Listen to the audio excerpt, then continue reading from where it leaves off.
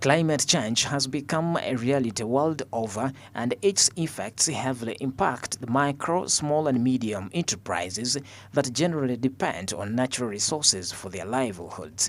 The Uganda Development Bank, the country's finance institution, has therefore launched a 50 billion green fund aimed at catalyzing private investments in local green sectors that drive green impact and financial inclusion.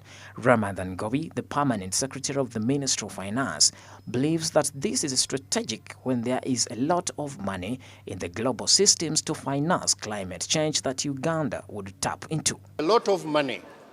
There's a lot of money which has come up in the global system to finance climate change. We would like to tap into these resources.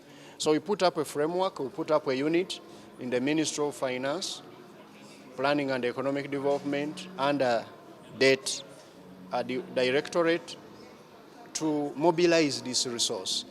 And we are going to use banks like a development bank to reach out to the people by bringing these resources to them. Dr. Francis Mwesje, the Chief Economist Officer at Uganda Development Bank, says that the bank will stimulate green economic growth by coordinating green financing options, increasing access to green finance by structuring to address market gaps, including risk mitigation products, and address investment demand in the green sector. Today, Uganda Development Bank is launching this facility to help support investments and initiatives in that space. The facility, definitely for us, we look at the facility as a vehicle to pull resources from different sources, from global sources, domestic sources, from public and private sector. But as a bank, to begin with, we have allocated 50 billion. I'm so happy that UDB is also joining this effort to come up with this climate change financing facility, where they will mobilize resources both from public and private sector for the benefit of those who are borrowing from them.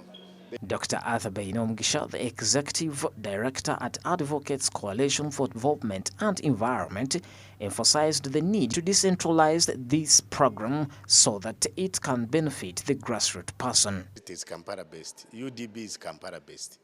But most of the destruction of the environment, or majority of our people, 70% are in the rural side. So it is going to be imperative for the bank to decentralize its operations across the country so that the majority of the people can access it.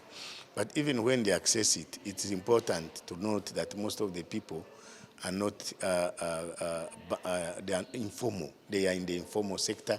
They don't have businesses that keep books of accounts, that have reports, that do the audits.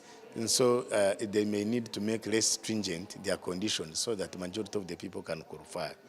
Bainomgisha notes that 50 billion is little money to address climate change problems. He encouraged the financial institution and calling for mobilizing of international community to contribute towards this facility for a meaningful impact. This money is seed money. 50 billion is little money. It's about $13 million, my calculated it. So $13 million is small money to really address the problem at hand.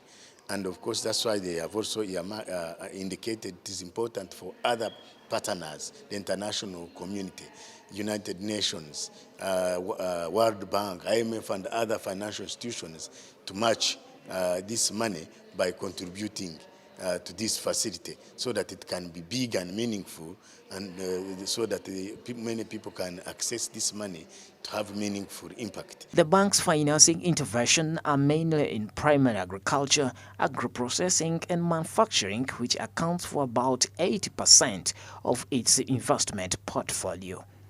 Pedson Mumbere, Smart24 TV, Business Today.